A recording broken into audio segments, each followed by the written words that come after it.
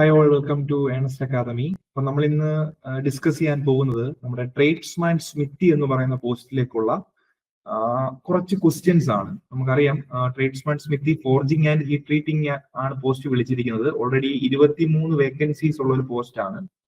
സ്വാഭാവികമായിട്ടും നമുക്ക് ITI അല്ലെങ്കിൽ ഡിപ്ലോമ ഡിഗ്രിയും ഉണ്ട്. മെക്കാനിക്കൽ എഞ്ചിനീയറിംഗ് ബേസ്ഡ് ആയിട്ടുള്ള ഒരു എക്സാം ആണെന്ന് പറയാം. ബേസിക്കലി അത് ITI ആണ്. ITI ലെവലിലുള്ള സിലബസ് ആണ് നമുക്ക് സിലബസ് ക്വസ്റ്റ്യൻ പറഞ്ഞിരിക്കുന്നത്, നമ്മുടെ എക്സാമിന് വേണ്ടി പറഞ്ഞിരിക്കുന്നത്. അപ്പൊ അതുകൊണ്ട് നമ്മൾ ITI ബേസ്ഡ് ആയിട്ടാണ് സിലബസ് എങ്കിലും നമ്മൾ മാക്സിമം ITIയുടെ എല്ലാ ടെക്സ്റ്റും റെഫർ ചെയ്തും അവിടെ നിന്നുള്ള പഴയ ക്വസ്റ്റ്യൻസ് എടുത്ത് പഠിച്ചെങ്കിൽ മാത്രമേ നമുക്ക് ഈ എക്സാമിന് നല്ല വേക്കൻസീസ് ഉണ്ട്. സത്യം പറഞ്ഞാൽ 23 വേക്കൻസി എന്ന് പറഞ്ഞാൽ വളരെ നല്ലൊരു വേക്കൻസിയാണ്. അപ്പൊ അത്രയും വേക്കൻസീസ് ഉള്ളത് ഈ എക്സാം വളരെ ഇമ്പോർട്ടന്റ് ആയിട്ട് കണ്ട് ആ രീതിയിൽ ക്വസ്റ്റ്യന് വേണ്ടി പ്രിപ്പയർ ചെയ്താൽ മാത്രമേ നമുക്ക് എക്സാമിന് എന്തെങ്കിലും ചെയ്യാൻ പറ്റത്തുള്ളൂ. അപ്പൊ അതുകൊണ്ട് നമ്മൾ ഇന്ന് സിലബസിലുള്ള കുറച്ച് ടോപ്പിക്സിന്റെ എല്ലാ ഭാഗത്തുനിന്നും ഉണ്ട് ക്വസ്റ്റ്യൻസ്. നമുക്ക് 5 മൊഡ്യൂളായിട്ടാണ് സിലബസ് തന്നിരിക്കുന്നത്. ഈ 5 മൊഡ്യൂളിൽ നിന്നും കുറച്ച് ക്വസ്റ്റ്യൻസ് ആണ് ഡിസ്കസ് ചെയ്യാൻ പോകുന്നത്. അപ്പൊ എല്ലാവർക്കും ഒരിക്കൽ കൂടി ഏണസ്റ്റ് അക്കാദമി അല്ലെങ്കിൽ ബിഗ് ലേണിംഗ് ആപ്പിന്റെ വീഡിയോയിലേക്ക് സ്വാഗതം. ഓക്കെ, അപ്പം നമ്മുടെ ഫസ്റ്റ് ക്വസ്റ്റ്യൻ എന്ന് പറയുന്നത് കോൾഡ് വർക്കിംഗ് ഈസ് പെർഫോംഡ്. നമുക്കറിയാം, നമ്മൾക്ക് മെയിൻ ആയിട്ട് നമ്മുടെ മെറ്റലർജിക്കകത്ത് പഠിക്കാനുള്ളതാണ്, മെറ്റീരിയൽ സയൻസിനകത്തുള്ളതാണ് cold working and hot working എന്ന് പറയുന്നത്. ചോദിച്ചിരിക്കുന്നത് കോൾഡ് വർക്കിംഗ് എന്ന് പറയുന്നത് എന്തിനു വേണ്ടിയാണ് ചെയ്യുന്നത് അല്ലെങ്കിൽ എപ്പോഴാണ് ചെയ്യുന്നത്.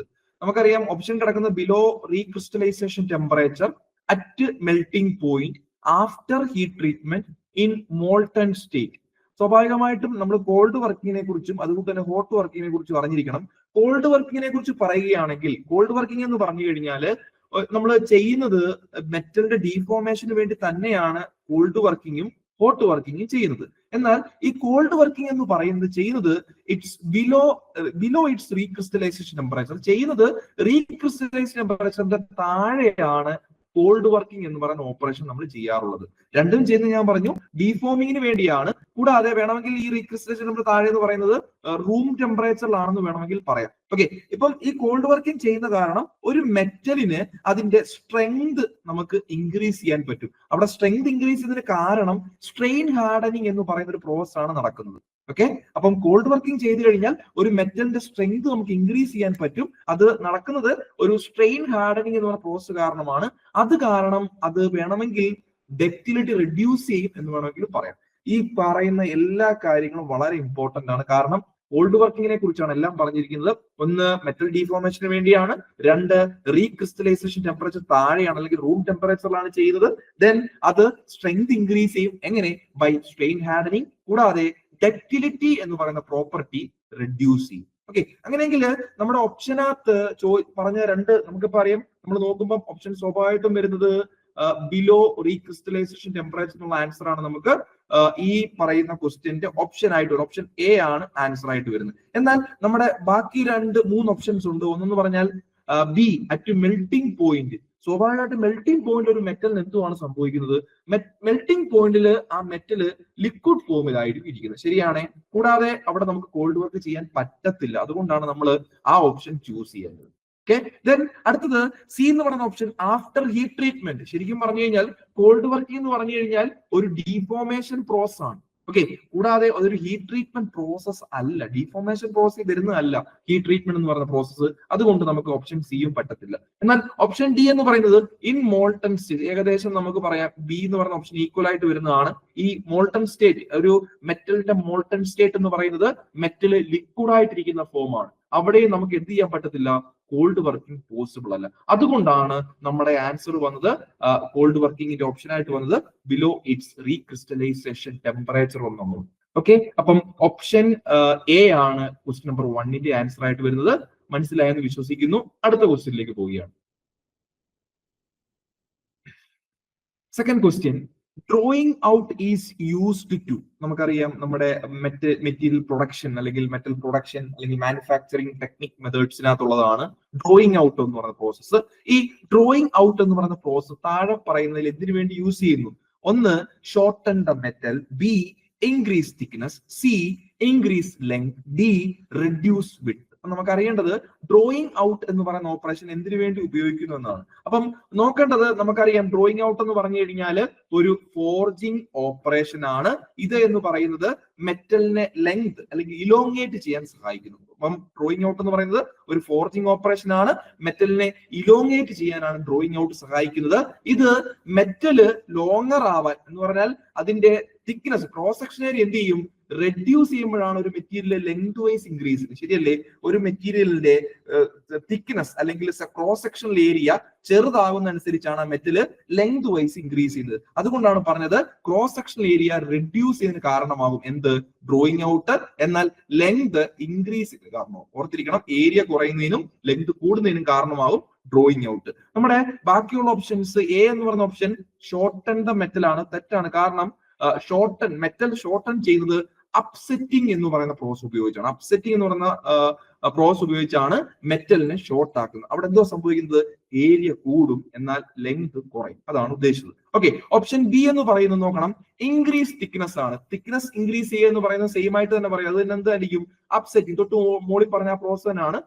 ലെങ്ത് കുറയുമ്പം ഏരിയ സ്വാഭാവികമായിട്ട് ഇൻക്രീസ് ചെയ്യും. അതുകൊണ്ട് അപ്സെറ്റിംഗ് എന്ന് പറയുന്ന ഓപ്പറേഷൻ ആണ് ഈ പറയുന്ന ഇൻക്രീസ് തിക്നെസ് എന്ന് പറയുന്നത്. അല്ലെങ്കിൽ മറ്റൊരു പേര് കൂടി അതിനുണ്ട്, സെറ്റിംഗ് ഡൗൺ എന്ന് വേണമെങ്കിലും ആ പ്രോസസിനെ നമുക്ക് വിളിക്കാം. ഓക്കെ, ദെൻ ഓപ്ഷൻ ഡി എന്ന് പറയുന്നത് റെഡ്യൂസ് വിഡ്ത്ത് എന്നാണ്. ശരിക്കും പറഞ്ഞു കഴിഞ്ഞാൽ ഡ്രോയിങ് ഔട്ട് ഉപയോഗിക്കുന്നത് വിഡ്ത്ത് അല്ലെങ്കിൽ അതിന്റെ ലെങ്ത് ഏരിയ അല്ലാതെ മൂന്നാമത്തെ വിഡ്ത്ത് എന്ന് പറയുന്ന ആ ഡയമെൻഷൻ റെഡ്യൂസ് ചെയ്യാൻ വേണ്ടിയല്ല പ്രൈമറിലി യൂസ് ചെയ്യുന്നത്. അതുകൊണ്ട് നമ്മുടെ ഡ്രോയിങ് ഔട്ട് എന്ന് പറയുന്ന ക്വസ്റ്റ്യന്റെ എന്തിന് യൂസ് ചെയ്യുന്നു ഉള്ളതിന്റെ ആൻസർ എന്ന് പറയുന്നത് എന്താണ്, അത് സ്വാഭാവികമായിട്ടും ഇൻക്രീസ് ദ ലെങ്ത് എന്ന് വേണമെങ്കിൽ പറയാൻ പറ്റും. ഓക്കെ ആണ്, ഇലോങ്ങേറ്റ്സ് ദ മെറ്റൽ അല്ലെങ്കിൽ ഇൻക്രീസ് ഇറ്റ്സ് ലെങ്ത് എന്ന് പറയാൻ പറ്റും. So option C is the right answer for question number 2. Clear ആണ്? കാരണങ്ങളെല്ലാം പറഞ്ഞിട്ടുണ്ട്. ബാക്കിയുള്ള ഒന്നും നമുക്ക് ആൻസർ ആയിട്ട് യൂസ് ചെയ്യാൻ പറ്റത്തില്ല. ഓക്കെ, സോറി, ഇതല്ല, ഇൻക്രീസ് ലെങ്ത് ആണ്, ബാക്കിയൊന്നും അല്ല കേട്ടോ. ഓക്കെ, നെക്സ്റ്റ് ക്വസ്റ്റ്യനിലേക്ക് പോവുകയാണ്.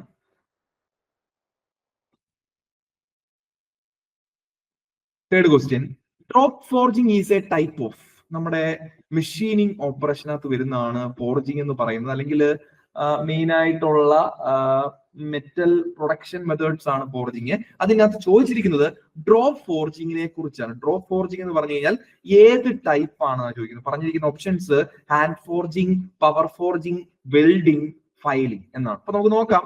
ശരിക്കും പറഞ്ഞു കഴിഞ്ഞാൽ ഡ്രോപ്പ് ഫോർജിങ് എന്ന് പറഞ്ഞു കഴിഞ്ഞാൽ ഒരു പവർ ഫോർജിങ് ടെക്നിക്കാണ്, അല്ലെ പ്രോസസ് ആണ്. എന്താണ് അതുകൊണ്ട് ഉദ്ദേശിക്കുന്നത്? പവർ ഫോർജിങ് എന്ന് പറഞ്ഞു കഴിഞ്ഞാൽ നമ്മൾ ഒരു മെറ്റൽ പീസിലേക്ക് എന്തെങ്കിലും ഹെവി ആയിട്ടുള്ള, അത് ഹാമർ ആകാം, ഡൈ ആകാം, അത് മുകളിൽ നിന്നും ഡ്രോപ്പ് ചെയ്ത് നമ്മൾ മെറ്റലിനെ ഫോം ചെയ്തെടുക്കുന്ന പ്രോസസിനെ വിളിക്കുന്ന പേരാണ് ഡ്രോപ്പ് ഫോർജിങ് അല്ലെ ഫോർജിങ് എന്ന് പറയുന്നത്. ഇവിടെ സംഭവിക്കുന്നത് ഡ്രോപ്പ് ഫോർജിങ് ഒരു പവർ ഫോർജിങ് എന്ന് പറയാൻ കാരണം where a heavy hammer or die is dropped into a heated metal to shape it rapidly and precisely using mechanical or hydraulic power. Hydraulic പവറോ മെക്കാനിക്കൽ പവറോ ഉപയോഗിച്ച് മുകളിൽ നിന്നും ഒരു ഹെവി ഹാമറോ ഡൈയോ ഡ്രോപ്പ് ചെയ്ത് ഹീറ്റഡ് ആയിട്ടുള്ള ഒരു മെറ്റൽ പീസിനെ ഷേപ്പ് മാറ്റുന്ന പ്രോസസിനെ വിളിക്കുന്ന പേരാണ് ഡ്രോപ്പ് ഫോർജിങ്. അതുകൊണ്ടാണ് ഇതിനെ is A power forging process എന്ന് പറയാൻ കാരണം. ഓക്കെ, ഹാൻഡ് ഫോർജിങ് എന്താ നമുക്കെല്ലാം അറിയാം. അത് മാനുവലി ഹാമർ ഉപയോഗിച്ച്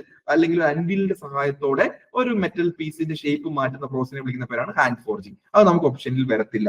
ദെൻ അടുത്ത ഓപ്ഷൻ സി, വെൽഡിംഗ് ആണ്. വെൽഡിംഗ് എന്ന് പറഞ്ഞാൽ ഒരിക്കലും ഒരു ഫോർജിങ് ഓപ്പറേഷൻ അല്ല, അതൊരു ജോയിനിങ് ഓപ്പറേഷൻ ആണ്. മെറ്റലിനെ ജോയിൻ ചെയ്യുന്ന ഓപ്പറേഷൻ ആണ് വെൽഡിംഗ് എന്ന് പറയുന്നത്. നെക്സ്റ്റ് ഫൈലിംഗ് ആണ്. ഫൈലിംഗ് എന്ന് പറഞ്ഞു കഴിഞ്ഞാൽ സ്വാഭാവികമായിട്ടും മെറ്റലിന്റെ സർഫസിൽ നിന്നും മെറ്റീരിയൽ റിമൂവ് ചെയ്യുന്ന പ്രോസസിനെയാണ് ഫൈലിംഗ്. എന്നിട്ട് അതിനെ സ്മൂത്ത് ആക്കുന്ന ഒരു പ്രോസസ് ആണ്, അല്ലെങ്കിൽ ഒരു ഷേപ്പ്, സർഫസ് ഷേപ്പിന് വേണ്ടി ഉപയോഗിക്കുന്നതാണ് ഫൈലിംഗ് എന്ന് പറയുന്ന ടെക്നിക്ക്. അതുകൊണ്ട് തന്നെ നമ്മുടെ ഓപ്ഷൻ ആയിട്ട് വരുന്നത് drop forging is A power forging. Option B is the right answer for question number 3.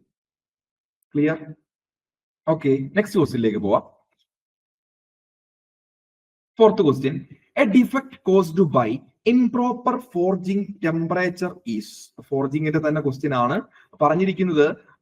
Forging ടെമ്പറേച്ചറിന്റെ improper cos കാരണം ഉണ്ടാകുന്ന ഡിഫക്ട് ഏതാണ് എന്നാണ്, അല്ലെ? ഓപ്ഷനിൽ സ്കെയിലിംഗ് പറഞ്ഞിട്ടുണ്ട്, ക്രാക്കിംഗ് പറഞ്ഞിട്ടുണ്ട്, ത്രെഡിങ് പറഞ്ഞിട്ടുണ്ട്, ബെൻഡിങ് പറഞ്ഞിട്ടുണ്ട്. അപ്പൊ നമ്മൾ ഓരോ ഓപ്ഷൻസ് നോക്കുമ്പോൾ സ്വാഭാവികമായിട്ടും ഫോർജിങ് ടെമ്പറേച്ചർ എന്ന് പറയുന്നത് ലോ ആവുകയോ അല്ലെങ്കിൽ അൺഈവൻ ആവുകയോ ചെയ്യുന്ന അവസ്ഥയിൽ ഈ മെറ്റൽ എന്ന് പറയുന്നത് ബ്രിട്ടിൽ ആവുകയും അത് ഫ്രാക്ചർ ഉണ്ടാവാൻ കാരണമാവുകയും ചെയ്യും. ഓക്കെ, ഇതിനെയാണ് ശരിക്കും പറഞ്ഞു കഴിഞ്ഞാൽ ക്രാക്കിംഗ് എന്ന് നമ്മൾ പറയുന്നത്. ശരിയല്ലേ?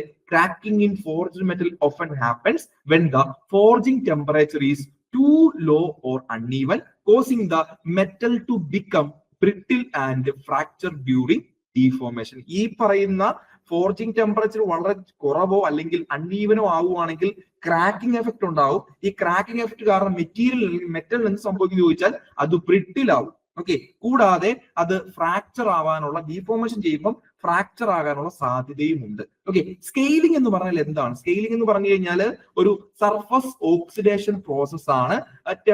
ഹൈ ടെമ്പറേച്ചർ കാരണമാണ് ഈ പറയുന്ന സ്കെയിലിംഗ്, സർഫസിൽ ഉണ്ടാകുന്ന ചെറിയ ചെറിയ പാടുകളെയാണ് നമ്മൾ സ്കെയിലിംഗ് എന്ന് വിളിക്കുന്നത്. അത് നമ്മുടെ ഓപ്ഷനിൽ വരത്തില്ല. Next threading. ത്രെഡിങ് എന്ന് പറഞ്ഞാൽ ഈ പറയുന്ന ഒന്നുമല്ല, അത് എന്ന് പറയുന്നത് ഒരു ഡിഫക്റ്റേ അല്ല, അതൊരു മെഷീനിങ് പ്രോസസ് ആണ്. ഓക്കെ, ദെൻ ബെൻഡിങ് ഈ പറഞ്ഞ കൂട്ട് ഒരു ഡിഫക്റ്റ് അല്ല, അതും ഒരു ഇന്റേണൽ അല്ലെങ്കിൽ ഇന്റൻഷണൽ ഷേപ്പിംഗ് പ്രോസസ് ആണ് ബെൻഡിങ് എന്ന് പറയുന്നത്. അതുകൊണ്ട് നമ്മുടെ ക്വസ്റ്റ്യന്റെ answer a defect caused by improper forging temperature which is cracking, option B is the right answer for question number 4.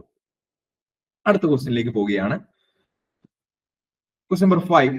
Rockwell and Brinell are used to measure. നമുക്ക് ഏറെക്കുറെ എല്ലാവർക്കും അറിയാവുന്ന ഒരു ഭാഗമാണ് റോക്ക്വെൽ ആൻഡ് ബ്രിനൽ. അതിനോടൊപ്പം തന്നെ നമ്മൾ എപ്പോഴും പറയുന്നത് Rockwell and Brinell hardness test എന്നാണ് പറയുന്നത്. സോ ഓപ്ഷൻ സി ആണ് ആൻസർ ആയിട്ട് വരുന്നത് അല്ലെ, റോക്ക്വെൽ ആൻഡ് ബ്രിനൽ ഹാർഡ്നെസ്.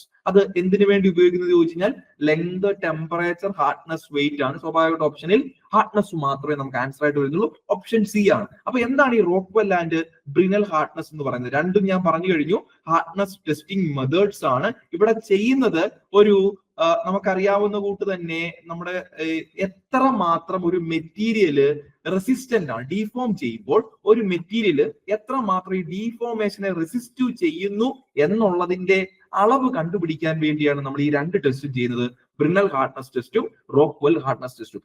എന്താണ് ഇവിടെ സംഭവിക്കുന്നത് ചോദിച്ചു കഴിഞ്ഞാൽ, ഒരു വർക്ക് പീസിനെ, ഒരു മെറ്റൽ പീസിനെ നമ്മൾ ഒരു ഹാർഡ് ഇന്റൻഡർ ഉപയോഗിച്ച് പ്രസ് ചെയ്യുവാണ്. പ്രസ് ചെയ്തിട്ട് അതിന്റെ ഡെപ്ത് സൈസ് ബേസ്ഡ് ആയിട്ട്, ആ ഇൻഡന്റേഷന്റെ ഡെപ്ത് സൈസ് ബേസ്ഡ് ആയിട്ട് ഹാർഡ്നെസ് മെഷർ ചെയ്യുന്ന പ്രോസസിനെ വിളിക്കുന്ന അല്ലെങ്കിൽ ടെസ്റ്റിംഗ് മെത്തേഡിനെ വിളിക്കുന്ന പേരാണ് Rockwell and Brinell hardness test എന്ന് പറയുന്നത്. ഓക്കെ, അതുകൊണ്ടാണ് നമ്മുടെ ഓപ്ഷൻ ആൻസർ ആയിട്ട് വന്നത്, ഓപ്ഷൻ സി ആൻസർ ആയിട്ട് വന്നത്. അപ്പോൾ ലെങ്ത് മെഷർ ചെയ്യാൻ വേണ്ടി ഉപയോഗിക്കുന്നത് എന്താണ്? ലെങ്ത് മെഷർ ചെയ്യാൻ വേണ്ടി നമ്മൾ സ്വാഭാവികമായിട്ടും റൂളേഴ്സ് ആണ് ഉപയോഗിക്കുന്നത്, അല്ലെങ്കിൽ കാലിപ്പേഴ്സ് ഉപയോഗിക്കാൻ പറ്റും. ടെമ്പറേച്ചർ മെഷർ ചെയ്യാൻ വേണ്ടി നമുക്ക് എന്ത് ഉപയോഗിക്കാൻ പറ്റും? തെർമോമീറ്റർ ഉപയോഗിച്ചാണ് നമ്മൾ സ്വാഭാവികമായിട്ടും ടെമ്പറേച്ചർ മെഷർ ചെയ്യുന്നത്. ഓക്കെ, വെയിറ്റ് വേണമെങ്കിൽ സ്കെയിൽസ് ഉപയോഗിച്ച് തന്നെ നമുക്ക് മെഷർ ചെയ്യാൻ പറ്റും. അപ്പൊ നമ്മുടെ ചോദ്യം പറഞ്ഞിരുന്നത് Rockwell and Brinell hardness are used to measure.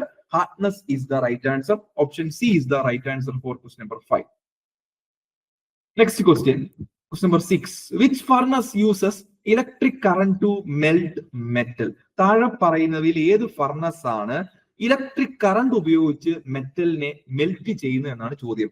Options open ഹെർത്ത്, കപ്പോള, induction furnace, blast furnace. സ്വാഭാവികമായിട്ടും നല്ലൊരു റേഞ്ചിലുള്ള ക്വസ്റ്റ്യൻ ആണ്. ശരിക്കും പറഞ്ഞു കഴിഞ്ഞാല് ഒരു ഇൻഡക്ഷൻ ഫർണസ് ആണ് നമ്മുടെ ഇലക്ട്രിക് കറണ്ട് ഉപയോഗിച്ച് ഒരു മെറ്റലിനെ മെൽറ്റ് ചെയ്യുന്നത് എന്ന് വേണമെങ്കിൽ പറയാം. ഇൻഡക്ഷൻ ഫർണസ് ചെയ്യുന്നത്, ഇവിടെ ഉപയോഗിക്കുന്നത് ഇലക്ട്രോ മാഗ്നറ്റിക് ഇൻഡക്ഷൻ എന്ന് പറയുന്ന പ്രോസസ് ആണ്. ഇലക്ട്രോ മാഗ്നറ്റിക് ഇൻഡക്ഷൻ എന്ന് പറഞ്ഞു കഴിഞ്ഞാൽ ഒരു ഓൾട്ടർനേറ്റിംഗ് കറണ്ട് ഒരു മാഗ്നറ്റിക് ഫീൽഡ് പ്രൊഡ്യൂസ് ചെയ്യും, അത് ഉപയോഗിച്ച് മെറ്റലിനെ ഹീറ്റ് ചെയ്യുകയും ചെയ്യുന്നതാണ്. അപ്പൊ ഇവിടെ എന്തില്ല?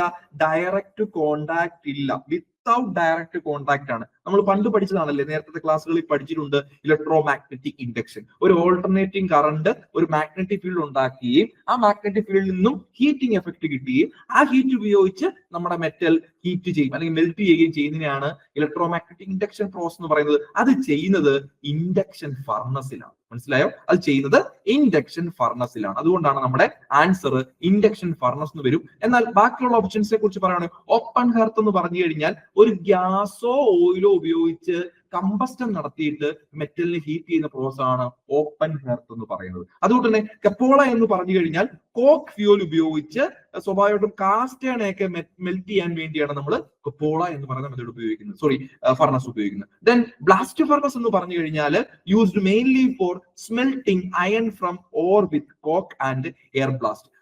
ഓറിൽ നിന്നും അയണെ സ്മെൽറ്റ് ചെയ്തെടുക്കാൻ വേണ്ടിയാണ് നമ്മൾ ശരിക്കും ബ്ലാസ്റ്റ് ഫർണസ് എന്ന് പറയുന്ന സാധനം ഉപയോഗിക്കുന്നത്. അപ്പം ഫർണസ് എന്നാണ് പറഞ്ഞിരിക്കുന്നതെങ്കിലും ആൻസർ ആയിട്ട് വരുന്നത് നമ്മുടെ ഇൻഡക്ഷൻ ഫർണസ് ആണ്, ഇലക്ട്രിക് കറണ്ട് ഉപയോഗിച്ച് മെൽറ്റിംഗ് പ്രോസസ് സാധ്യമാക്കുന്നത്. So induction furnace is right answer for question number 6. Okay, next question, 7th question. Martensite forms during. Martensite എപ്പോൾ ഉണ്ടാവുന്നു എന്നാണ് ചോദ്യം. പറഞ്ഞിരിക്കുന്നത് option slow cooling, heating, rapid quenching, normalizing എന്നാണ് options പറഞ്ഞിരിക്കുന്നത്. നമുക്ക് നോക്കാം. മാർട്ടൻസൈറ്റ് എന്ന് പറഞ്ഞു കഴിഞ്ഞാൽ ശരിക്കും പറഞ്ഞു കഴിഞ്ഞാൽ ഓസ്റ്റനൈറ്റിനെ റാപ്പിഡായിട്ട് കൂൾ ചെയ്യുമ്പോൾ, റാപ്പിഡ് കൂളിങ്ങിനെ വിളിക്കുന്ന പേരാണ് എന്ത്? കൊഞ്ചിങ് അല്ലെ, കൊഞ്ച് ചെയ്യുക അല്ലെ. അപ്പം ഓസ്റ്റനൈറ്റിനെ റാപ്പിഡായിട്ട് കൂൾ ചെയ്ത് കൊഞ്ച് ചെയ്താണ് നമ്മൾ എന്തുണ്ടാക്കുന്നത്? ആ റാപ്പിഡ് കൂളിങ്ങിന് വേണ്ടി ഉപയോഗിക്കുന്നത് വാട്ടറോ ഓയിലോ ആണ്. ഓക്കെ, അങ്ങനെ വാട്ടറോ ഓയിലോ ഉപയോഗിച്ച് നമ്മുടെ ഓസ്റ്റനൈറ്റിനെ കൊഞ്ച് ചെയ്ത് ഉണ്ടാക്കിയെടുക്കുന്ന ഫോമിനെ വിളിക്കുന്ന പേരാണ് മാർട്ടൻസൈറ്റ്. ഓക്കെ, അപ്പം this fast cooling traps carbon atoms in A distorted lattice. ഇവിടെ കാർബൺ ആറ്റത്തിനെ ലാറ്റിസുകളിൽ സ്വാഭാവികമായിട്ടും ട്രാപ്പ് ചെയ്യുകയും അങ്ങനെ ഹാർഡ് ആൻഡ് ബ്രിട്ടിൽ സ്ട്രക്ചർ ഉണ്ടാക്കുകയും ചെയ്യുന്നു. അപ്പം മാർട്ടൻസൈറ്റിൽ നിന്ന് കിട്ടുന്ന സ്ട്രക്ചർ ആണെന്ന് ചോദിച്ചാൽ which is hard and brittle structure ആണ്. ഇതൊരു സ്ലോ കൂളിംഗ് ആണ്, slow cooling, heating or normalizing produces different microstructures like pearlite and ferrite. ഓപ്ഷനിലുള്ളതാണ് സ്ലോ കൂളിംഗ്, ഹീറ്റിംഗ്, നോർമലൈസിംഗ്. ഇത് സ്വാഭാവികമായിട്ടും മൈക്രോസ്ട്രക്ചർ ഉണ്ടാക്കും. അത് ഉണ്ടാക്കുന്ന പിയർലൈറ്റും ഫെറൈറ്റുമാണ്. അപ്പൊ നമ്മുടെ ചോദ്യം മാർട്ടൻസൈറ്റ് എപ്പോൾ ഫോംസ് ഡ്യൂറിങ്, എപ്പോൾ ഉണ്ടാവുമെന്നാണ്. സ്വാഭാവികമായിട്ടും നമുക്ക് പറയാൻ പറ്റും എന്തായിരിക്കണം? റാപ്പിഡ് കൊഞ്ചിങ് എന്ന് പറയാം അല്ലെ, rapid cooling or rapid quenching. Slow കൂളിംഗോ ഹീറ്റിംഗോ നോർമലൈസിംഗ് അല്ല, അത് ശരിക്കും പിയർലൈറ്റും ഫെറൈറ്റും ഉണ്ടാവാൻ സഹായിക്കുന്നത്. മാർട്ടൻസൈറ്റ് ഉണ്ടാവാൻ സഹായിക്കുന്നത് റാപ്പിഡ് കൊഞ്ചിങ് ആണ്. So option C is the right answer for question number 7. അടുത്ത ക്വസ്റ്റ്യനിലേക്ക് പോവുകയാണ്. Question number 8. Which heat treatment improves ductility? താഴെ പറയുന്നതിൽ ഏത് ഹീറ്റ് ട്രീറ്റ്മെന്റ് പ്രോസസ് ആണ് ഡക്റ്റിലിറ്റി കൂട്ടുന്നത് എന്നാണ് ചോദ്യം. ഓപ്ഷൻസിൽ പറഞ്ഞിരിക്കുന്നത് ഹാർഡനിങ്, ടെമ്പറിംഗ്, അനീലിംഗ്, നൈട്രൈഡിംഗ് എന്നാണ്. ഓക്കെ, അപ്പം സ്വാഭാവികമായിട്ടും നമ്മൾ നോക്കുമ്പോൾ ശരിക്കും പറഞ്ഞു കഴിഞ്ഞാൽ ഒരു ഹീറ്റ് ട്രീറ്റ്മെന്റ് പ്രോസസ് എന്ന് പറയുന്നത് ശരിക്കും നമ്മുടെ ഇപ്പൊ ഓപ്ഷനിലുള്ള എല്ലാം ഹാർഡനിങ് ആണെങ്കിലും ടെമ്പറിംഗ് ആണെങ്കിലും അനീലിംഗ് ആണെങ്കിലും നൈട്രൈഡിംഗ് ആണെങ്കിലും ഹീറ്റ് ട്രീറ്റ്മെന്റ് പ്രോസസ്സിലാണ്. ഇതിലെ അനീലിംഗ് എന്ന് പറയുന്നത് ഒരു മെറ്റലിനെ സോഫ്റ്റ് ആക്കാനും അതിന്റെ ഡക്റ്റിലിറ്റി ഇൻക്രീസ് ചെയ്യിപ്പിക്കാനും കൂടാതെ ഇന്റേണൽ സ്ട്രെസ്സിനെ റിലീവ് ചെയ്യിപ്പിക്കാനും ഗ്രെയിൻ സ്ട്രക്ചർ റിഫൈൻ ചെയ്യിക്കാനും സഹായിക്കുന്നു. വളരെ ഇമ്പോർട്ടന്റ് ആണ്, പഠിച്ചു വെച്ചോണം. അനീലിംഗ് എന്ന് പറഞ്ഞ ഹീറ്റ് ട്രീറ്റ്മെന്റ് പ്രോസസ് എന്തിനു സഹായിക്കുന്നു ചോദിച്ചാൽ 1 മെറ്റൽ സോഫ്റ്റ് ആകാൻ, 2 ഡക്റ്റിലിറ്റി കൂട്ടാൻ, 3 ഇന്റേണൽ സ്ട്രെസ് റിലീവ് ചെയ്യിപ്പിക്കാൻ, 4 അതിന്റെ ഗ്രെയിൻ സ്ട്രക്ചർ റിഫൈൻ ചെയ്യിപ്പിക്കാൻ വേണ്ടി. It involves heating the metal to a specific temperature, holding it there and then cooling it. അവിടെ നിന്ന് പതുക്കെ തണുപ്പിച്ച് allowing the material to become more workable and less brittle. അങ്ങനെ വരുന്ന മെറ്റീരിയലിന് ഈ പറയുന്ന എല്ലാ പ്രോപ്പർട്ടീസും ഉണ്ടായിരിക്കും. എന്നാൽ ഹാർഡനിങ് എന്ന് പറയുന്ന ടെക്നിക്ക് നമ്മുടെ ഓപ്ഷനിലുള്ളതാണ്. അത് ശരിക്കും പറഞ്ഞു കഴിഞ്ഞാൽ ഡക്റ്റിലിറ്റി കുറച്ചുകൊണ്ട് ഹാർഡ്നെസ് ഇൻക്രീസ് ചെയ്യുന്ന പ്രോസസ്സിനെയാണ് എന്ത് വിളിക്കുന്നത്? ഹാർഡനിങ് എന്ന് വിളിക്കുന്നത്. ടെമ്പറിംഗ് എന്ന് പറയുന്ന പ്രോസസ്സ് ബ്രിട്ടിൽനെസ് കുറയ്ക്കും. ശരിക്കും പറഞ്ഞാൽ ഹാർഡനിങ്ങിന് ശേഷമാണ് ഈ പറയുന്ന ടെമ്പറിംഗ് ചെയ്യുന്നത്. അത് ബ്രിട്ടിൽനെസ് കുറയ്ക്കാൻ സഹായിക്കും. പക്ഷെ അനീലിംഗ് എന്ന് പറയുന്നത് ഡക്റ്റിലിറ്റി കൂടുതലായിരിക്കും അല്ലെ. എന്നാൽ നൈട്രൈഡിംഗ് എന്ന് പറയുന്ന പ്രോസസ്സ് സർഫസ് ഹാർഡനിങ് പ്രോസസ് ആണ്. അതൊരിക്കലും ഡക്റ്റിലിറ്റി ഇംപ്രൂവ് ചെയ്യാൻ സഹായിക്കുകയില്ല. സർഫസ് ഹാർഡനിങ് പ്രോസസ് ആണ് നൈട്രൈഡിംഗ്. സോ സ്വാഭാവികമായിട്ടും which heat treatment improves ductility എന്നുള്ളതിന്റെ ആൻസർ നമ്മുടെ അനീലിംഗ് എന്നുള്ള ഓപ്ഷൻ സി ആണ് ആൻസർ ആയിട്ട് വരുന്നത്. ബാക്കിയൊന്നും ഈ പറയുന്ന ഡക്റ്റിലിറ്റി ഇംപ്രൂവ് ചെയ്യാൻ സഹായിക്കില്ല. ഓക്കെ, നെക്സ്റ്റ് ക്വസ്റ്റ്യനിലേക്ക് പോവുകയാണ്. 9th question. Ferrite is hard and brittle, soft and ductile, non metallic, used in alloys only. Ferrite എന്ന് പറഞ്ഞാൽ ഒരു മൈക്രോ സ്ട്രക്ചർ ആണെന്ന് അറിയാം അല്ലെ. അയണിന്റെ ഒരു മൈക്രോ സ്ട്രക്ചർ ആണ്. അതെന്ന് പറഞ്ഞാൽ കാർബൺ പെർസെന്റേജ് വരുന്നതാണ്. കാർബൺ വളരെ കുറവ് കാർബൺ പെർസെന്റേജ് ഉള്ളതാണ് ഈ പറയുന്ന ഫെറൈറ്റ് എന്ന് പറയുന്നത്. ഏകദേശം 0.02% ആണ് കാർബൺ കണ്ടന്റ്. അതിനകത്തുള്ള കാർബൺ കണ്ടന്റ് എന്ന് പറയുന്നത് 0.02% ആ ഫോമിനെയാണ് നമ്മൾ ഫെറൈറ്റ് എന്ന് പറയുന്നത്. ഓക്കെ, അപ്പം ഇതെന്ന് പറയുന്നത് ഫെറൈറ്റിന്റെ പ്രത്യേകത സോഫ്റ്റ് ആണ്, ഡക്റ്റൈൽ ആണ്, മാഗ്നറ്റിക് നേച്ചർ ഉള്ളതാണ്. ഓക്കെ, കൂടാതെ ഇതിന്റെ സ്ട്രക്ചർ എന്ന് പറയുന്നത് ക്രിസ്റ്റൽ സ്ട്രക്ചർ എന്ന് പറയുന്നത് BCC ആണെന്ന് വേണമെങ്കിൽ പറയാം. ഓക്കെ, കൂടാതെ ഫെറൈറ്റ് എന്ന് പറയുന്നത് ലോ കാർബൺ സ്റ്റീലിലാണ് കാണപ്പെടുന്നത് and contribute to their softness and formability. അതിന്റെ സോഫ്റ്റ് ആവാനും ഫോർമബിലിറ്റി നേച്ചർ ഉണ്ടാവാനും കാരണം ഈ ഫെറൈറ്റിന്റെ പ്രസൻസ് ആണ്. എന്നാൽ നമ്മുടെ ഓപ്ഷൻസ് ചോദിച്ചിരുന്നത് ഹാർഡ് ആൻഡ് ബ്രിട്ടിൽ എന്ന് പറഞ്ഞാൽ ശരിക്കും പറഞ്ഞാൽ ഹാർഡ് ആൻഡ് ബ്രിട്ടിൽ ആയിട്ടുള്ള ഏതാണ്? മാർട്ടൻസൈറ്റിനെ കുറിച്ചാണ് പറയുന്നത്. അതൊരിക്കലും ഫെറൈറ്റിനെ കുറിച്ചല്ല. മാർട്ടൻസൈറ്റ് ആണ് ഹാർഡ് ആൻഡ് ബ്രിട്ടിൽ എന്ന് പറയുന്നത്. ഈ പറയുന്ന നമ്മുടെ ഫെറൈറ്റ് എന്ന് പറയുന്നത് സോഫ്റ്റ് ഡക്റ്റൈൽ ആണ്. ഓക്കെ, നോൺ മെറ്റാലിക് എന്ന് പറഞ്ഞാൽ ഫെറൈറ്റ് ഒരു മെറ്റാലിക് ആണ്, അത് അയൺ ആണ് ഫോം ചെയ്യുന്നത് അല്ലേ, അയണിന്റെ ഒരു ഫോം ആണ്, അതുകൊണ്ട് തന്നെ അത് മെറ്റാലിക് ആണ്, നോൺ മെറ്റാലിക് അല്ല. അപ്പൊ ഈ ഓപ്ഷനും വരത്തില്ല. Then used in alloys only. Ferrite എന്ന് പറഞ്ഞാൽ ഒരു നാച്ചുറൽ ഫേസ് ഇൻ സ്റ്റീൽ ആണ്, അത് ഒരിക്കലും അലോയ് എന്ന് പറയാൻ പറ്റത്തില്ല. സോ നമ്മുടെ സ്വാഭാവികമായിട്ടും ഫെറൈറ്റ് എന്ന് പറയുന്നത് ചോദിച്ചിരിക്കുന്നത് എന്താണെന്നാണ്, ഹാർഡ് ആൻഡ് ബ്രിട്ടില്, സോഫ്റ്റ് ആൻഡ്. സ്വാഭാവികമായിട്ട് answer option B soft and ductile എന്നുള്ളതാണ് വരാൻ പോകുന്നത്. ഓക്കെ, നെക്സ്റ്റ് ക്വസ്റ്റ്യനിലേക്ക് പോവുകയാണ്. 10th question, surface hardening process includes. Surface hardening process എന്ന് പറയുന്നത് വെൽഡിംഗ് ആണോ, ഫോർജിംഗ് ആണോ, കേസ് ഹാർഡനിങ് ആണോ, കാസ്റ്റിംഗ് ആണോ? വളരെ എളുപ്പമുള്ള ചോദ്യമാണ്. സർഫസ് ഹാർഡനിങ് എന്ന് പറഞ്ഞാൽ ഏതെങ്കിലും ഒരു മെറ്റലിന്റെ സർഫസ് ഹാർഡൻ ചെയ്തെടുക്കുന്നു, എന്നാൽ അതിന്റെ ഇന്നർ കോർ എന്ന് പറയുന്നത് ഒരുപക്ഷെ ഹാർഡ് ആവണമെന്നില്ല, അത് എന്ത് നേച്ചർ വേണമെന്നില്ല, പക്ഷെ അതിന്റെ സർഫസ് എന്ന് പറയുന്നത് ഔട്ടർ കോർ എന്ന് പറയുന്നത് ഹാർഡൻ ചെയ്യുന്ന മെത്തേഡാണ് സർഫസ് ഹാർഡനിങ്. മെയിൻ ആയിട്ട് ഉപയോഗിക്കുന്ന സർഫസ് ഹാർഡനിങ് ടെക്നിക്സ് ആണ് ഒന്ന് case hardening, carburizing, nitriding, induction hardening, flame hardening. വളരെ ഇമ്പോർട്ടന്റ് ആണ്. ഈ പറയുന്ന ഇത്രയും മെത്തേഡ്സ് ആണ് സർഫസ് ഹാർഡനിങ്ങിന് വേണ്ടി ഉപയോഗിക്കുന്നത്. നമ്മുടെ ഓപ്ഷൻസ് നോക്കുമ്പോൾ സർഫസ് ഹാർഡനിങ് ഒന്ന് വെൽഡിംഗ് എന്ന് പറഞ്ഞാൽ നമ്മൾ ഓൾറെഡി പറഞ്ഞാണ്, ജോയിനിങ് ആണ്. ഫോർജിംഗ് എന്ന് പറഞ്ഞാൽ ഫോമിംഗ് പ്രോസസ് ആണ്. കേസ് ഹാർഡനിങ് എന്ന് പറയുന്നത് ഓപ്ഷൻ സി ആൻസർ ആയിട്ട് വരും. പിന്നെ കാസ്റ്റിംഗ് ആണ്. കാസ്റ്റിംഗ് എന്ന് പറയുന്നത് മെറ്റലിനെ മോൾട്ടൺ സ്റ്റേജിലാക്കിയിട്ട് ഒരു സർട്ടൻ ഷേപ്പിലോട്ട് മാറ്റുന്ന പ്രോസസ് ആണ് കാസ്റ്റിംഗ് എന്ന് പറയുന്നത്. So option C is the right answer for 10th question, case hardening. 11th ക്വസ്റ്റ്യനിലേക്ക് പോവുകയാണ്. In a cooling curve, the horizontal segment shows. ഒരു കൂളിംഗ് കർവിലെ ഹൊറിസോണ്ടൽ സെഗ്മെന്റ് എന്തിനെ കാണിക്കുന്നു എന്നാണ്. അത് കോൺസ്റ്റന്റ് ഹീറ്റിങ്ങിനെയാണോ, ടെമ്പറേച്ചർ റൈസിനെയാണോ, ഫേസ് ട്രാൻസ്ഫോർമേഷനെയാണോ, റാപ്പിഡ് കൂളിങ്ങിനെയാണോ? സ്വാഭാവികമായിട്ടും ഹൊറിസോണ്ടൽ സെഗ്മെന്റ് കാണിക്കുന്നത് ഫേസ് ട്രാൻസ്ഫോർമേഷനെയാണ് കേട്ടോ. ഓർത്തിരുന്നോണം, ഫേസ് ട്രാൻസ്ഫോർമേഷനെ. പറയാം, കേൾക്കൂ. In a cooling curve, the horizontal segment, അതിനെ തന്നെ വിളിക്കുന്ന മറ്റൊരു പേരാണ് പ്ലേറ്റ എന്ന് വേണമെങ്കിൽ വിളിക്കാം. ഓക്കെ, ഹൊറിസോണ്ടൽ സെഗ്മെന്റിനെ പ്ലേറ്റ എന്ന് വിളിക്കാറുണ്ട്. It indicates the temperature remains constant. അതെന്ന് പറയാൻ എന്താണ് കാണിക്കുന്നത്? ടെമ്പറേച്ചർ കോൺസ്റ്റന്റ് ആണ് കുറെ സമയത്തേക്ക്. അത് ശരിക്കും പറഞ്ഞാൽ ടെമ്പറേച്ചർ കോൺസ്റ്റന്റ് ഉള്ള പ്രോസസ്സുകൾ ഏത് പ്രോസസ്സുകളാ? ഫേസ് ട്രാൻസ്ഫോർമേഷൻ പ്രോസസ് അല്ലേ. എന്ന് പറഞ്ഞാൽ 0 ഡിഗ്രിയിലുള്ള ഐസ് 0 ഡിഗ്രിയുള്ള വെള്ളമാവുന്നു, ടെമ്പറേച്ചർ കോൺസ്റ്റന്റ് അല്ലേ, ഫേസ് ട്രാൻസ്ഫർ ആവുന്നുണ്ട്. ഓക്കെ, അതാണ് ലിക്വിഡ് ടു സോളിഡ്, സോളിഡിഫിക്കേഷൻ വിളിക്കാറുണ്ട്. ഓസ്റ്റനൈറ്റ് പിയർലൈറ്റ് ആവുന്നു സ്റ്റീലിനകത്ത് അല്ലെ. ഇതൊക്കെ ഈ പറയുന്ന ഒരു ഫേസ് ട്രാൻസ്ഫോർമേഷൻ പ്രോസസ്സിന് എക്സാമ്പിൾ ആണ്. ഈ പറയുന്ന ഫേസ് ചേഞ്ച് അല്ലെ ഫേസ് ട്രാൻസിഷൻ നടക്കുമ്പോൾ അതിനെ നമ്മൾ അവിടെ ഉപയോഗിക്കുന്ന ഹീറ്റിനെ വിളിക്കുന്ന പേരെന്തുവാ? Latent heat. ഫേസ് ചേഞ്ച് ചെയ്യാൻ ഉപയോഗിക്കുന്ന ഹീറ്റ് ആണ് ലേറ്റന്റ് ഹീറ്റ്. അത് റിലീസ് ആവുകയും എന്നാൽ ടെമ്പറേച്ചറിന് ഒരു ചേഞ്ച് ഉണ്ടാവത്തില്ല എന്നുള്ളതാണ് മറ്റൊരു പ്രത്യേകത. എന്നാൽ എന്താവുന്നുണ്ട്? ട്രാൻസ്ഫോർമേഷൻ അവിടെ നടക്കുന്നുണ്ട് താനും. അതുകൊണ്ടാണ് നമ്മൾ പറഞ്ഞിരിക്കുന്നത് in a cooling curve the horizontal segment shows phase transformation. Option C is the right answer for 11th question. Next question, 12. Isometric drawing shows. Isometric drawing എന്തിനെ കാണിക്കുന്നു? Only front view, 2D shape, 3D view, top view only. Isometric എന്ന് പറഞ്ഞു കഴിഞ്ഞാൽ അതൊരു pictorial projection ആണ്. എന്തിന്റെ? 3 dimensional ഒബ്ജക്റ്റിന്റെ. എവിടെ? 2 dimensional സർഫസ്. വളരെ ഇമ്പോർട്ടന്റ് ആണ്. 2 dimensional സർഫസിൽ ഒരു 3D അല്ലെ ഒരു ഒബ്ജക്റ്റിന്റെ 3D ഫോം കാണിക്കുന്നതിനാണ് നമ്മൾ പിക്ചർ റെപ്രസെന്റ് വിളിക്കുന്ന പേരാണ് ഐസോമെട്രിക് ഡ്രോയിങ് എന്ന് പറയും. ഓക്കെ, അത് എന്താ കാണിക്കും? ഹൈറ്റ് കാണിക്കും, വിഡ്ത്ത് കാണിക്കും, ഡെപ്ത് കാണിക്കും. ഒരു സിംഗിൾ വ്യൂവിൽ അതിന്റെ ആംഗിൾ എന്ന് പറഞ്ഞാൽ ഏകദേശം 120 ഡിഗ്രി അപ്പാർട്ടാണ് പറയാറുള്ളത് ആണല്ലോ, ആക്സിസ് തമ്മിലുള്ള ആംഗിൾ എന്ന് പറയുന്നത്. അതെന്ന് പറഞ്ഞാൽ ഒരു realistic view of the object ആണ്. കൂടാതെ നമുക്ക് കംപ്ലീറ്റ് ഷേപ്പ് ഈ പറയുന്ന ഐസോമെട്രിക് ഡ്രോയിങ്ങിൽ അല്ല ഐസോമെട്രിക് വ്യൂവിൽ നിന്നും മനസ്സിലാക്കാം എന്നുള്ളതാണ് ഐസോമെട്രിക് വ്യൂ അല്ലെ ഐസോമെട്രിക് ഡ്രോയിങ്ങിന്റെ പ്രത്യേകത. ഇത് കോമൺ ആയിട്ട് എഞ്ചിനീയറിംഗ്, ടെക്നിക്കൽ, മെക്കാനിക്കൽ ഡ്രോയിങ്സിൽ ഉപയോഗിക്കാറുണ്ട്. ഇനി നമ്മുടെ ഓപ്ഷനിലുള്ള ഫ്രണ്ട് വ്യൂ എന്ന് പറയുന്ന മാത്രം ഓൺലി ഫ്രണ്ട് വ്യൂ കാണിക്കുന്നത് അതിനെ ഓർത്തോഗ്രാഫിക് പ്രൊജക്ഷൻ എന്നാണ് വിളിക്കുന്നത് അല്ലെ. അതൊരു പാർട്ട് ഓഫ് ഓർത്തോഗ്രാഫിക് പ്രൊജക്ഷൻ ആണ്. 3D ഷേപ്പ് എന്ന് പറയുന്നത് isometric shows 3D appearance, sorry 2D shape ആണ് appearance, not flat shape.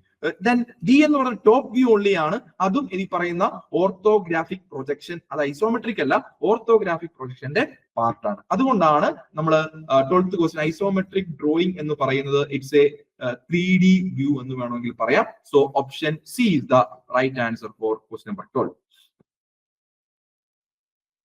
Question number 13. Orthographic projection includes perspective drawing, freehand sketch, front, top and side views, exploded view. Okay, അപ്പൊ നോക്കാം. Orthographic projection എന്ന് പറഞ്ഞു കഴിഞ്ഞാൽ ഇതും ഈ പറയുന്ന പോലെ തന്നെ ഒരു 3D ഒബ്ജക്റ്റിനെ 2D വ്യൂ ആയിട്ട് കാണിക്കുന്നതിനാണ് നമ്മൾ ഓർത്തോഗ്രാഫിക് പ്രൊജക്ഷൻ എന്ന് പറയുന്നത്. ഒരു 3D ഒബ്ജക്റ്റിനെ നമ്മൾ ജസ്റ്റ് ഒരു 2D വ്യൂ ആയിട്ട് കാണിക്കുന്നതിനാണ് നമ്മൾ ഓർത്തോഗ്രാഫിക് പ്രൊജക്ഷൻ എന്ന് പറയുന്നത്.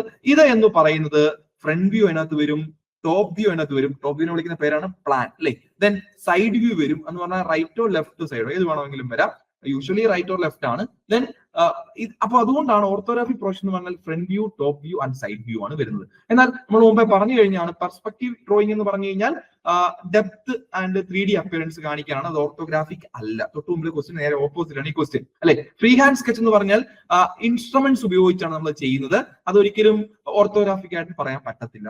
എക്സ്പ്ലോർഡ് വ്യൂസ് എന്ന് പറഞ്ഞു കഴിഞ്ഞാൽ പാർട്സിനെ സെപ്പറേറ്റ് ചെയ്ത് ക്ലാരിറ്റി ആയിട്ട് കാണിക്കുന്നത് നമ്മൾ എക്സ്പ്ലോർഡ് വ്യൂ എന്ന് പറയുന്നത് അല്ലെ. അതൊരു അസംബ്ലി ഡ്രോയിങ്ങിനകത്ത് ഉപയോഗിക്കുന്നതാണ്, ഒരിക്കലും ഓർത്തോഗ്രാഫിക്കൽ ഉപയോഗിക്കുന്നതല്ല. അതുകൊണ്ട് നമ്മുടെ ക്വസ്റ്റ്യൻ ഓർത്തോഗ്രാഫിക് പ്രൊജക്ഷൻ ആണ്. അപ്പോൾ സ്വാഭാവികമായിട്ടും ഓർത്തോഗ്രാഫിക് പ്രൊജക്ഷനകത്ത് വരുന്നത് എന്തൊക്കെയാണ്? ഒന്ന് front, top and side views. So option C is the right answer for question number 13. Question number 14. LCM of 6 and 8 is ഒരു കോമൺ ക്വസ്റ്റ്യൻ ആണ് അല്ലെ. ഈ പറയുന്ന 6 and 8ന്റെ LCM എന്ന് പറഞ്ഞാൽ എങ്ങനെയാണ് നമ്മൾ ഒരു 2 നമ്പർ അല്ലെ 3 നമ്പറിന്റെ LCM കാണുന്നത് അല്ലെ. LCM കാണുക എന്ന് പറഞ്ഞാൽ ലീസ്റ്റ് കോമൺ മൾട്ടിപ്പിൾ എന്ന് പറയും. നമ്മളിപ്പം ഉദാഹരണം പറയുവാണെങ്കിൽ ഇപ്പൊ 6, 8 ആണ് ചോദിച്ചിരിക്കുന്നത്. നമ്മൾ ഇങ്ങനെയൊക്കെ വരച്ച് ചെയ്യും, അങ്ങനെ ചെയ്യാൻ പോവില്ല. നമ്മൾ നോക്കുന്നതിനകത്ത് ഏറ്റവും വലിയ സംഖ്യ ഏതാണ്? സ്വാഭാവികമായിട്ടും 8 ആണ് അല്ലെ. 8 ആണ് വലിയ സംഖ്യ. 8 കിട്ടുന്ന 8 into 1 എന്ന് ചെയ്താണ് നമുക്ക് 8 കിട്ടും അല്ലെ. ഈ 8 ഉപയോഗിച്ച് നമുക്ക് തൊട്ടപ്പുറത്തുള്ള നമ്പറിനെ ഡിവൈഡ് ചെയ്യാൻ പറ്റും. 8/6 ചെയ്യാൻ പറ്റുമോ? ആൻസർ കിട്ടുമോ? ഇല്ല. അപ്പോൾ ആ നമ്പർ മാറി. അടുത്ത് 8 into 2 എടുക്കുക, എത്ര വരും? 16 വരും അല്ലെ. 16 ചെയ്യുമ്പോൾ സ്വാഭാവികമായിട്ടും 16നെ നമുക്ക് തൊട്ടടുത്ത നമ്പർ 6 വെച്ച് ചെയ്താൽ ആൻസർ കിട്ടുമോ? ഇല്ല, കറക്റ്റ് ആൻസർ കിട്ടത്തില്ല. അടുത്ത നമ്പർ 8 into 3 ചെയ്യുന്നു. 8 into 3 ചെയ്യുമ്പോൾ സ്വാഭാവികമായിട്ട് എത്ര വരും? 24. 24നെ 6 വെച്ച് ഡിവൈഡ് ചെയ്താൽ കിട്ടും അല്ലെ. ആൻസർ ഒരെണ്ണം കിട്ടും അല്ലെ. 4 എന്ന് പറയുന്ന ആൻസർ കിട്ടും. അങ്ങനെയെങ്കിൽ ഡിവൈഡ് ചെയ്യാൻ പറ്റുന്നുണ്ടെങ്കിൽ ഇപ്പോൾ കണ്ടുപിടിച്ച ആ നമ്പർ എന്ന് പറഞ്ഞാൽ 24 ആണ് അല്ലെ. അപ്പോൾ ആ നമ്പർ ആയിരിക്കും അവിടുത്തെ LCM. So 24 is the right answer. കിട്ടിയോ? ഓക്കെ ആണോ? ഓക്കെ, നമ്മൾ 5, 10 ഇതിന്റെ LCM എത്ര ചോദിച്ചാൽ നമുക്ക് ഒറ്റയടിക്ക് പറയാം 10 ആണ് വലിയ സംഖ്യ അല്ലേ. 10 എടുക്കുന്നു, 10 into 1 ചെയ്ത് ഈക്വൽ ടു 10 കിട്ടി. ആണേ 10. 10നെ 5 ഡിവൈഡ് ചെയ്യാൻ പറ്റും? പറ്റും. രണ്ടാം ആൻസർ. അപ്പൊ എന്താണ് LCM? 10 ആണ് LCM. കിട്ടിയോ? ഇനി ഉദാഹരണം പറയുവാണെങ്കിൽ 10, 12, 15 3 നമ്പർ. ഇതിന്റെ LCM എന്ന് ചോദിച്ചാൽ അയ്യോ എന്ത് ചെയ്യും? 3 നമ്പർ വന്നു. ഒരു കുഴപ്പമില്ല, വലിയ സംഖ്യ എടുക്കുക. 15 into 1 ചെയ്യുക, എത്ര വരും? 15 into 1 ചെയ്യുമ്പോൾ നമുക്ക് 15 വരും. 15 ഇട്ട് മറ്റേ 2 സംഖ്യ പറ്റുമോ? ഇല്ല, അത് പോയി ഫെയിൽ ആയി. അടുത്ത 15 into 2 എടുക്കുക, എത്ര വരും? 30 വരും. 30 ഇട്ട് നമുക്ക് ഈ 10, 12, 12 പറ്റില്ല, 10നെ പറ്റും അല്ലെ. അതും പോയി, 2നെയും പറ്റണം. ഓക്കെ, അടുത്ത 15 into 3 എത്ര വരും? 45 വരും. 45 ഇട്ട് നമുക്ക് 10നെയും 12നെയും പറ്റത്തില്ല, അതും ഫെയിൽ ആയി. അടുത്ത 15 into 4 ചെയ്യും, എത്ര വരും? 60 വരും. 60നെ 10 കൊണ്ട് പറ്റും, 60നെ 12 കൊണ്ട് പറ്റും, 60നെ 15 കൊണ്ട് പറ്റും. സോ 60 ആണ് അവിടുത്തെ LCM. കണ്ടോ? ഇങ്ങനെയാണ് LCM കണ്ടുപിടിക്കുന്നത്. ഈസി ആയിട്ട് എളുപ്പം കണ്ടുപിടിക്കാം കേട്ടോ. ഡൺ. സോ LCM 6, 8 ചോദിച്ചപ്പോൾ നമുക്ക് ഓപ്ഷൻ ബി 24 എന്നുള്ള ആൻസർ കിട്ടും. അടുത്ത question 15th question. Volume of A cube with side 4 centimetre അല്ലെ. മെൻസുറേഷൻ എന്ന ഭാഗത്ത് വരുന്നതാണ് ഒരു ക്യൂബിന്റെ വോളിയം. എല്ലാവർക്കും അറിയാം ക്യൂബിന്റെ വോളിയം സൈഡ് A ആണെങ്കിൽ A ക്യൂബ് എന്നാണ് വരുന്നത്. സോ 4 ക്യൂബ് എന്ന് പറയാം. 4 സ്ക്വയർ 16 ആണ്. 16 ക്യൂബ് എടുക്കുമ്പോൾ സ്വാഭാവികമായിട്ടും 64 എന്ന് വരും. So 64 centimetre cube is the right answer. Option A is the right answer. Equations ഒക്കെ പഠിച്ചു വെച്ചോണം. എല്ലാ എല്ലാ ജോമെട്രിയുടെയും ഇക്വേഷൻ പഠിച്ചു വെച്ചോണം, അല്ലെങ്കിൽ പണി കിട്ടും, അല്ലെങ്കിൽ നമുക്ക് ചെയ്യാൻ പറ്റില്ല. Next question 16th question. A simple machine helps in. Machine എന്ന് പറഞ്ഞാൽ എന്തിനു വേണ്ടി ഉപയോഗിക്കുന്നില്ല? പലയിടത്തും ചോദിച്ചു കണ്ടോളാണ്. മെഷീൻ അല്ലെ. മെഷീൻ എന്ന് പറഞ്ഞാൽ എന്തിനു വേണ്ടിയാ? റെഡ്യൂസിങ് ഫ്രിക്ഷൻ ആണോ? ഇൻക്രീസിങ് റെസിസ്റ്റൻസ് ആണോ? Making work easier. ശരിക്കും പറഞ്ഞാൽ ഒരു മെഷീൻ എന്തിനു ഉപയോഗിക്കുന്നു? നമ്മുടെ എഫേർട്ട് കുറച്ചുകൊണ്ട് ഒരു ഫോഴ്സ് കൊടുത്ത് ഒരു വസ്തുവിനെ ഒരു ഡിസ്പ്ലേസ്മെന്റിലേക്ക്, അതാണ് വർക്ക് എന്ന് പറയുന്നത് അല്ലെ. അപ്പം വർക്ക് ചെയ്യാൻ വേണ്ടി ഉപയോഗിക്കുന്ന സാധനത്തിനാണ് നമ്മൾ മെഷീൻ എന്ന് വിളിക്കുന്നത്. അത് സ്വാഭാവികമായിട്ടും വർക്ക് ഈസിയർ ആക്കാൻ വേണ്ടിയല്ലേ, മേക്കിംഗ് വർക്ക് ഈസിയർ, അല്ലാതെ വെയിറ്റ് ഇൻക്രീസ് ചെയ്യാനാണോ? അല്ല, ഒരിക്കലും അല്ല. വർക്ക് ഈസിയർ ആക്കാൻ വേണ്ടിയാണ് എഫേർട്ട്, നമ്മുടെ ഹ്യൂമൻ ബീങ്സിന്റെ അല്ലെങ്കിൽ എന്തിന്റെയും എഫേർട്ട് കുറയ്ക്കാൻ വേണ്ടിയാണ് നമ്മൾ എന്ത് ഉപയോഗിക്കുന്നത്, ഈ പറയുന്ന മെഷീൻ എന്ന് പറയുന്ന വസ്തു ഉപയോഗിക്കുന്നത്. So making work easier is the right answer. Option C is the right answer for 16th question. 17th question. Pressure is defined as from physics ആണല്ലേ, ഫിസിക്സിന്റെ ഭാഗത്ത് വരുന്നതാണ് പ്രഷർ അല്ലെ. പ്രഷർ എന്ന് പറഞ്ഞാൽ നമ്മൾ പണ്ട് തൊട്ട് pressure is equal to force by area എന്നാണ് അല്ലെ. എന്ത് വരും? Force by area. Option B is the right answer. അങ്ങനെയാണെങ്കിൽ പ്രഷറിന്റെ യൂണിറ്റ് എന്താണെന്ന് വെച്ചാൽ ഒന്നുമില്ല, ഫോഴ്സിന്റെ യൂണിറ്റ് ന്യൂട്ടൺ ആണ്, ഏരിയയുടെ unit metre square. So newton per metre square എന്ന് വേണമെങ്കിൽ അതിന്റെ യൂണിറ്റ് എഴുതാം. സോ ഇവിടുത്തെ ചോദ്യം യൂണിറ്റ് അല്ല, പ്രഷർ എന്ന് പറഞ്ഞാൽ ഡിഫൈൻ ചെയ്തിരിക്കുന്നത് ഫോഴ്സ് പെർ യൂണിറ്റ് ഏരിയ ആണ് അല്ലെ, force by area. So option B is the right answer.